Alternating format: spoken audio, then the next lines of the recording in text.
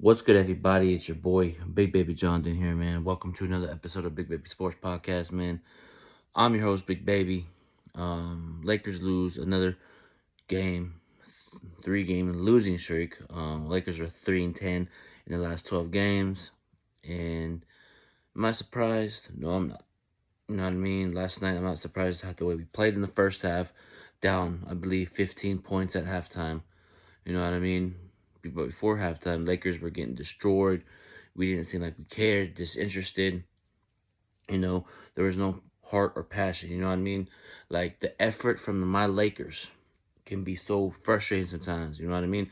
Because there was time and time and time and time again, Luka would bring up the ball speeding, and nobody would get back. Nobody would be pointing, "Hey, get back!" It would just Luka would get the rebound and just push it, drive all the way to the lane, either lay it up or kick it out to an open shooter, and we weren't getting back on defense.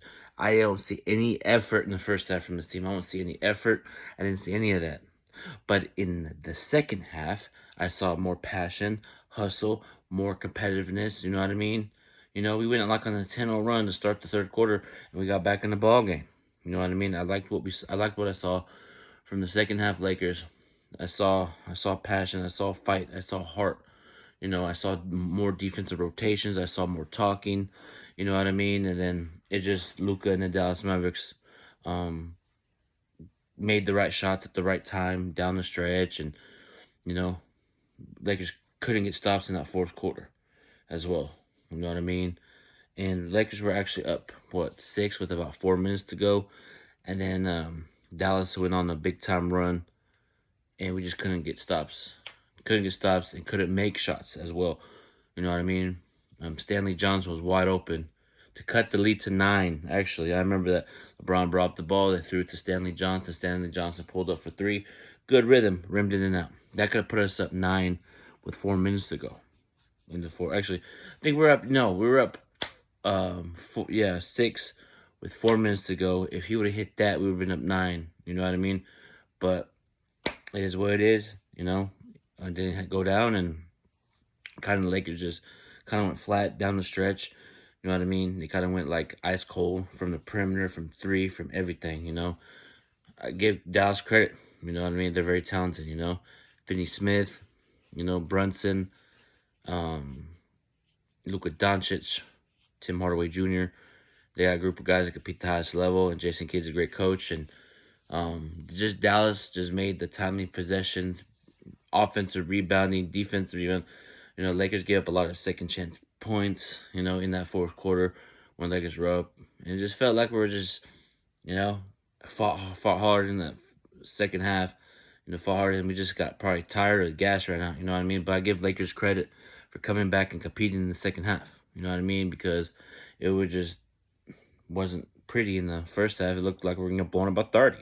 You know what I mean? And also, too, man, like this morning, there's reports out there that that the Lakers and Russell Westbrook are going to find each other, are going to part ways, and Lakers are going to do everything in their power to get rid of him next season and in the offseason. But if I was the Lakers, want the Lakers to shut down Russell Westbrook for the rest of the year and trade him in the offseason. That's what I would do if I was the Lakers. That's what I would do. I would say, okay, Westbrook, you, you want out? Okay, sit out the rest of the season.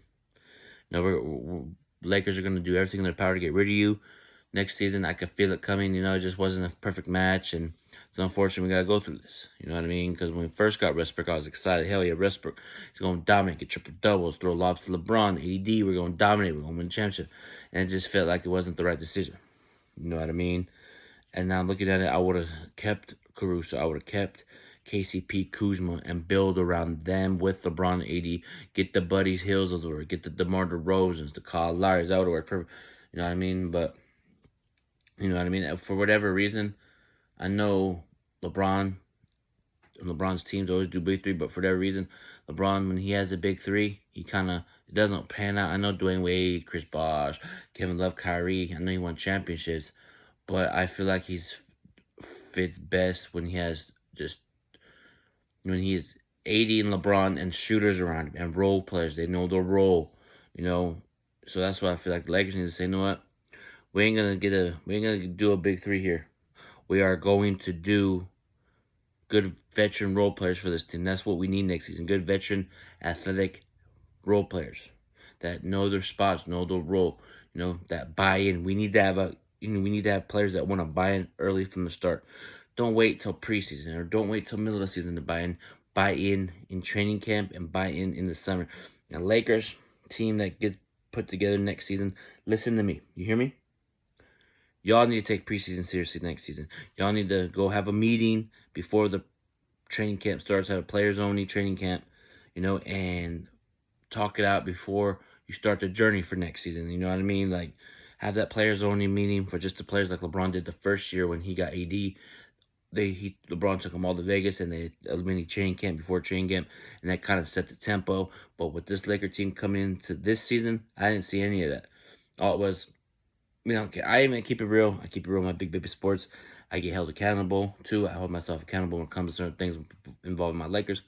I even said that. I even said that the Lakers will be fine. They'll turn up in the regular season. And it went from regular season, middle season, and we just gotta do better for next season. You know what I mean? And I just feel like Lakers need to really look themselves in the mirror and say, okay, what is this team gonna look like? What players do we want back? You know what I mean? They need to evaluate everybody. You know what I mean? But the Lakers need to get rid of Frank Vogel. And I feel like they're going to get rid of Frank Vogel because I feel like this team players lost trust in Frank Vogel. I can see that body language. I can see it.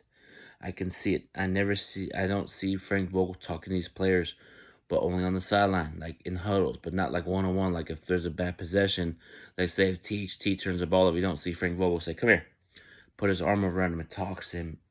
We just see him clap or we see him sitting on the sideline with his arms folded. No, coach is supposed to tell the players to come here that make a mistake and then just be like, hey, do better next time. You know what I mean? Encourage them. I don't see Frank Vogel doing that. Who I see doing that more than Frank Vogel that encourages these players is Phil Handy. I see players go to Phil Handy. Anytime they have a problem, they go to Phil Handy. And that cannot happen. Assistant coaches, I know assistant coach is part of having the coach, it's part of the NBA, but I know it's a team sport, but if you're the coach, you should be right there too, not just have the assistant coaches. It's like, it just doesn't make sense when players go to the assistant coaches all the time, but not the head coach. That shows to me when I see that. Laker Nation, put your comments in the comment section down below and let me know what you think of this. When I see players go to the assistant coach and not the head coach, that's letting me know we don't care about you, Frank Vogel. We're gonna go to Phil Handy. You know what I mean? The body language, you know what I mean? And it's unfortunate we have to go through this season, and I feel like this season will humble us for next year.